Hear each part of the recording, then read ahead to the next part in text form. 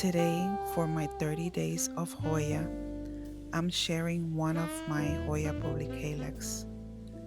I have more than one, but today this one gets its turn in the spotlight.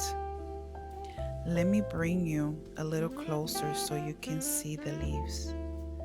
That's one of the things I enjoy about these Hoya videos.